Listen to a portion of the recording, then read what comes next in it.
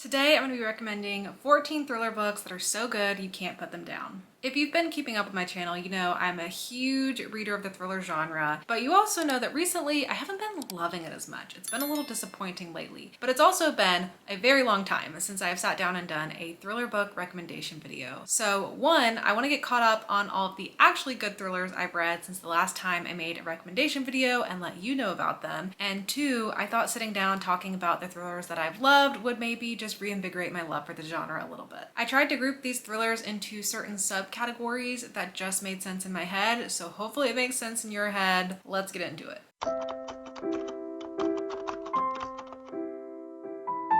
The first category is some more serious thrillers that are maybe following a more serious crime, that maybe have more serious literary fiction style writing to them. The first one is The Return of Ellie Black by Emiko Jean. This novel came out in 2024 and actually made it into the top 20 best mystery thriller books of the year in the Goodreads Choice Awards. And I was very happy to see that it did because I really had a great time with this one. In this story, a girl named Ellie Black went missing several years ago, but suddenly she has returned. The detective on the case, Chelsea Calhoun, is determined to talk to Ellie and get to know everything she can about where she's been, who took her, what happened to her, so that she can put a stop to it happening to any other girls, particularly because of something that's happened in her personal life that she has close ties to. But Ellie Black is refusing to speak. This was a really engaging story that made you really care about these characters and dying to know what happened to Ellie Black. Next is Just Another Missing Person by Gillian McAllister. This is the same author of Wrong Place, Wrong Time, which you might have heard of. I read that one and enjoyed it, and then I picked this one up and I enjoyed it even more. In this story, a 22-year-old named Olivia has gone missing, and the head detective on the case gets put in quite the predicament when she realizes the case is very closely tied to her. She realizes the person who has taken Olivia also has her own personal biggest secret,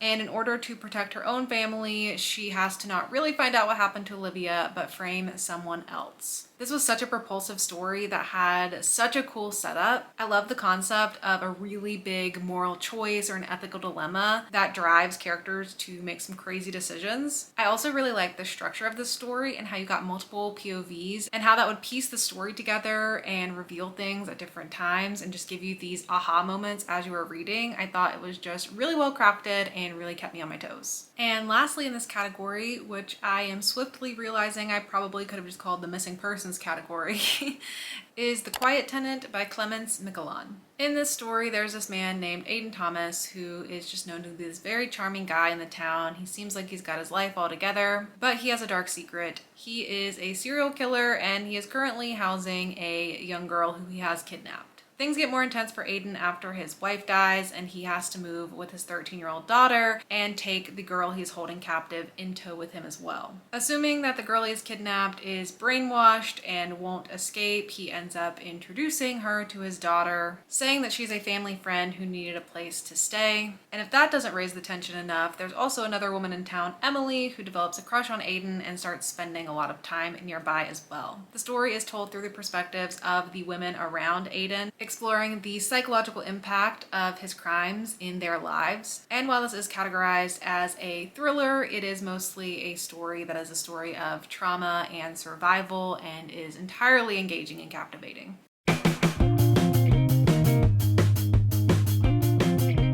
The next category I have to talk about is what I call fun romps. First up in this category is an ongoing series by Benjamin Stevenson. The first in the series is called Everyone in My Family Has Killed Someone, and the second is called Everyone on This Train is a Suspect. While I enjoyed the first book more than the second, I would recommend this series as a whole because in general, this is just a really fun series to keep up with.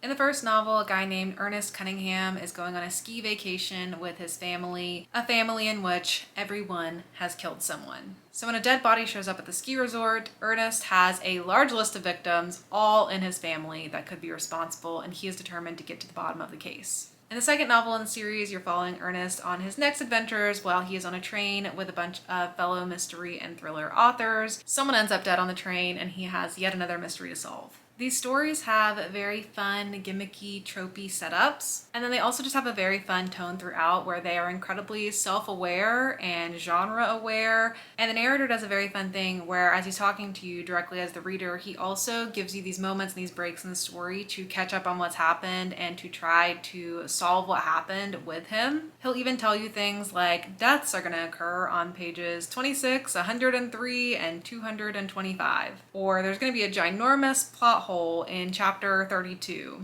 Almost posing this challenge to you, saying, hey, I'm going to show you my cards, and even then you still won't be able to figure out what happened because it's such a cleverly crafted novel. Next up is a book I often compare to this series, and that is Every Time I Go on Vacation, Someone Dies by Catherine Mack.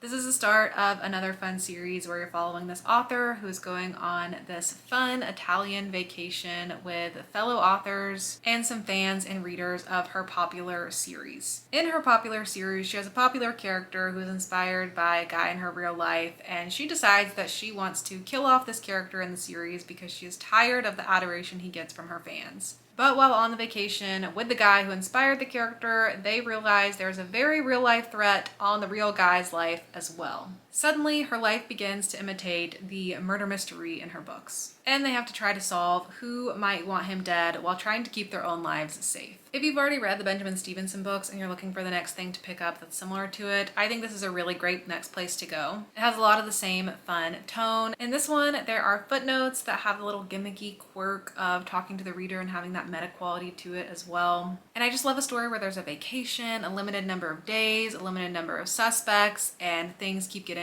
more and more intense. Next up is a more recent favorite of mine, We Solve Murders by Richard Osman. You may know this author from the Thursday Murder Club book series, and this is the start of a new series he's kicking off, which is following a very fun detective duo. In this story, you have Steve Wheeler, who is a retired man who's just living a quiet, simple life, and one of his favorite people on earth is his daughter-in-law, Amy, who is living a much more adventurous lifestyle as a private security officer. When she ends up getting herself embroiled into a conflict with a dead body and a bag of money and a killer on her sights, she reaches out to the only person she knows can help her, which is her father-in-law, Steve. This kicks off a literal race around the world as Amy and Steve are trying to work together to stay safe while also trying to determine who is trying to kill Amy. Richard Osman crafts such lovely characters that are so fun to follow, and I love this unlikely pairing of this woman and her father-in-law who are just put in this wild situation and have to try to survive through it all. This was an incredibly fun story that will keep you flipping the pages, and I cannot wait for the next one in the series to come out. Next up is Swiped by L.M. Chilton. This is a very fun story where you're following this woman named Gwen Turner, and she starts to realize there are a lot of murders happening around her, and it turns out there's one thing connecting all these murders, and it's her. She has been on a date with all these guys who keep getting murdered, and in order to clear her own name and not look like the number one suspect, she has to figure out who is knocking off all these guys she dated and why. The story has a pretty simple setup with that, but it is so fun to follow. I love the concept. I love the writing style of this and just following this character working through this crazy thing that's going on in her life. I also really like the structure of the story and how it unravels more details about her dates as they continue to die, and I just found it to be a very fun time and a cool execution of a fun concept.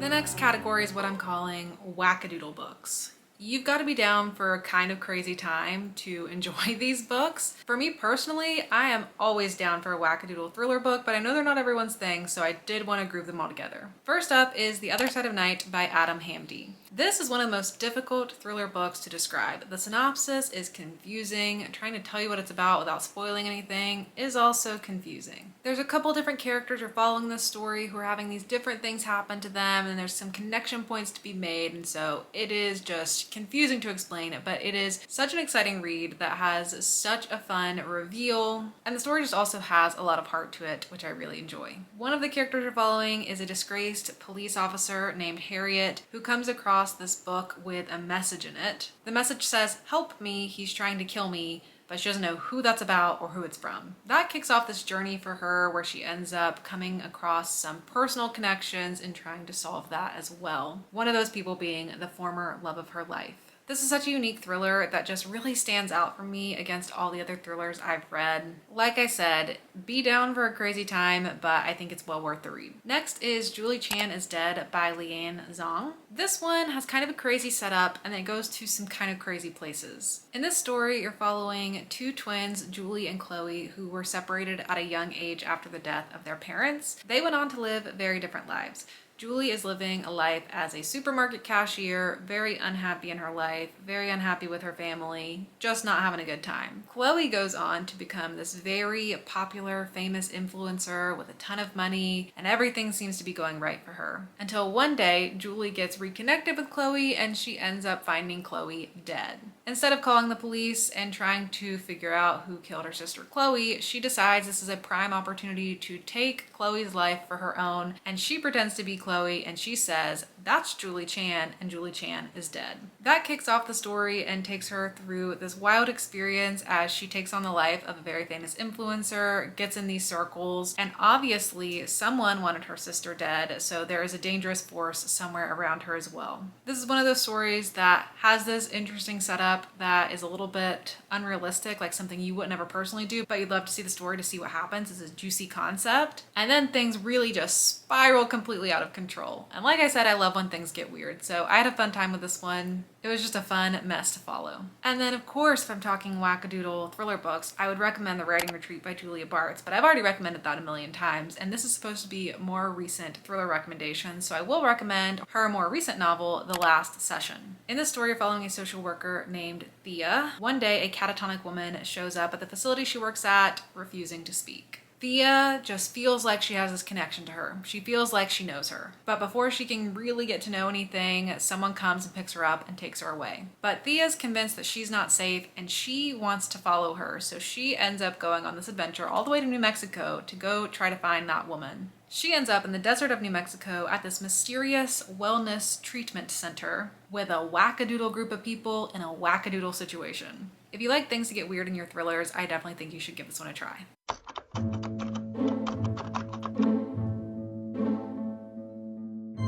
And for my last category of thrillers, I pulled together some books that have a classic feel to them. They are inspired by classic tropes and classic stories. First is Kill for Me, Kill for You, which is inspired by Strangers on a Train. If you're familiar with the concept, two people want someone else dead, and so they decide to do the killing for each other so that the murders are less likely to trace back to them. In this story, two strangers, Amanda and Wendy, who end up having an encounter, enter into this pact themselves and decide to take revenge for the other by killing someone. But this one has a fun twist to the story because not only are you following their stories, but you're also following the story of a woman named Ruth. She's home alone one night and gets attacked by a man who ends up disappearing into the night, and while she makes it out alive, she does not know if she will ever feel safe again. How does that story factor into the story of the two women? You'll just have to read the book to find out. And lastly, a very recent read of mine is You Are Fatally Invited by Andy Pliego.